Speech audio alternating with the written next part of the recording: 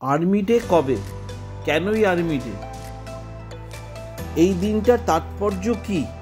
আজকের ভিডিওতে আপনাদেরকে এই দিনটা সম্পর্কেই বলবো। আর্মি ডেকেই আমাদের দেশে সেনা দিবস বলা হয়। 15ই জানুয়ারি হলো সেনা দিবস। প্রত্যেক বছর ভারতে এই দিনটি পালন করা হয়। ভিডিও শুরুতেই একটা কথা বলে রাখি, যদি ভিডিও আপনাদের ভালো লেগে থাকে তাহলে অবশ্যই চ্যানেলটিকে সাবস্ক্রাইব করে দেবেন। এরকম রকমারি খবর এই চ্যানেলে আপনি সবসময় পাবেন। আসুন দেখে নেওয়া যাক 15ই জানুয়ারির ইতিহাস কী। 1949 সালের আজকের দিনেই শেষ British commander in chief general Francis Butcher lieutenant general KM কারিয়াপ্পার হাতে ক্ষমতা হস্তান্তর করেন। কারিয়াপ্পান দেশের প্রথম সেনাপ্রধান। সেই থেকেই 15ই জানুয়ারি দিনটি সেনা দিবস হিসাবে পালিত হয়।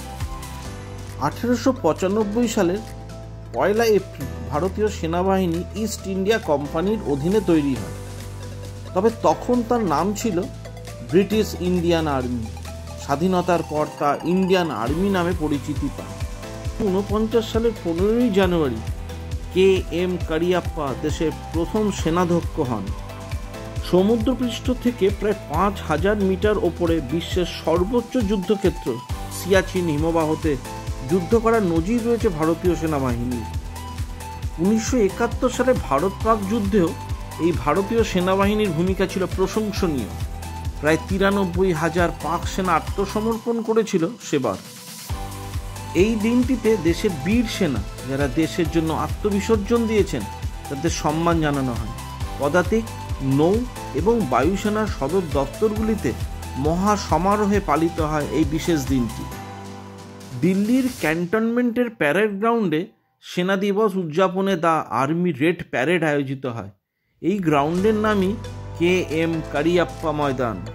1971 যুদ্ধের 50 বছর পূর্তি উপলক্ষে সেনা দিবসের সকালে বিজয় রান অর্থাৎ ম্যারাথন দৌড়েরও আয়োজন করা হয়। 1947 সালে ইন্দো পাক যুদ্ধের সময় দক্ষিণ সীমান্তে বীরত্বের পরিচয় দিয়েছিলেন কারিয়াপ্পা। এই দিনে সাহসিকতার জন্য বিভিন্ন সেনাবাহিনীকে পুরস্কৃত করা হয়। এই ভিডিওটা আর বেশি দীর্ঘায়িত করব না। অনুরোধ একটাই রইল, সঙ্গে থাকুন, সাথে থাকুন আর দেখতে থাকুন ইউটিউব চ্যানেল খবরের হাট।